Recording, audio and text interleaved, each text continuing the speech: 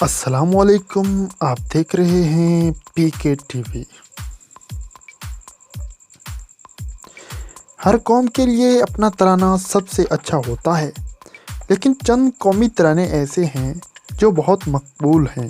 آپ چاہے اس ملک سے تعلق نہ بھی رکھتے ہوں، ان قومی ترانوں کو سن کر اس ملک کے عوام کے اپنے وطن سے واہلانہ عقیدت اور جذبے کو محسوس کر سکتے ہیں۔ ہم نے 5 ایسے قومی ترانوں کا انتخاب کیا ہے جو تاریخی اہمیت بھی رکھتے ہیں، منفرد بھی ہیں، جن کی دھن شاندار اور شاعری جاندار ہے۔ نمبر 1، پاکستان۔ پاکستان کا قومی ترانہ صرف اس لیے دنیا کا بہترین قومی ترانہ نہیں کہ یہ ہمارے وطن کا ہے، بلکہ اس کی کئی وجوہات ہیں۔ اس میں آپ کو نرمی اور چاشنی بھی ملے گی، جوش و جذبہ بھی، بہترین دھن بھی اور زبردست شاعری بھی۔ دلچسپ بات یہ ہے کہ پاکستان کے قومی ترانے کے پہلے صرف دھن بندی تھی، جو 1949 میں احمد چھاگلا نے ترتیب دی تھی۔ ترانہ 1952 میں حفیظ جلندھری نے لکھا، جسے اگست 1954 میں قومی ترانہ قرار دیا گیا۔ پاک سر زمین شاد باد پڑھنے میں آسان بھی ہے اور عوامی بھی، یہی وجہ ہے کہ اسے بہترین ترانہ قرار دیا گیا ہے۔ نمبر 2، روس۔ روس کی تاریخ گزشتہ 100 سالوں میں کافی تبدیل ہوئی ہے، اور یہی وجہ ہے کہ قومی ترانہ بھی بدلتا رہا ہے۔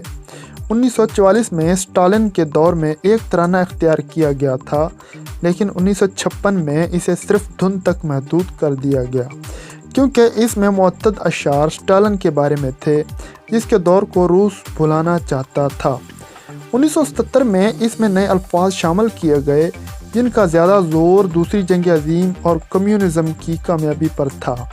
سوویت یونین کے خاتمے کے بعد ایک نیا ترانہ اختیار کیا گیا، لیکن اس میں بھی اشعار نہیں تھے، یہاں تک کہ والادیمیر پیوتن نے پرانا سوویت ترانہ بحال کیا، لیکن نئے اشعار کے ساتھ، جو روس کی تاریخ اور روایت کا امین ہے۔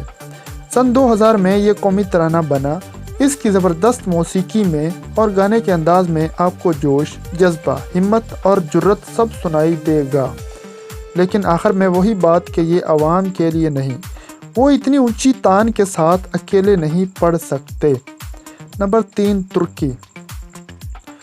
ترکی اپنی عظیم تاریخ کی وجہ سے مسلم ممالک میں ایک خاص مقام رکھتا ہے۔ جب سلطنت عثمانیہ ختم ہو گئی، ایک عظیم تاریخ مکمل ہوئی اور ترکی جمہوری دور میں داخل ہونے لگا، تو سن 1921 میں قومی ترانے کے انتخاب کے لیے ایک قوم مقابلے کا اہتمام کیا گیا۔ کل 724 ترانے پیش ہوئے، جن میں سے محمد آکف ارسوی کا ترانہ استقلال مارشی منتخب ہوا۔ آکف نے ابتدا میں مقابلے میں حصہ لینے سے انکار کر دیا تھا، کیونکہ جیتنے والے کے لیے نقد انعام کے مخالف تھے، لیکن حکومتی یقین دہانی پر انہوں نے مقابلے میں حصہ لیا اور جیت بھی لیا۔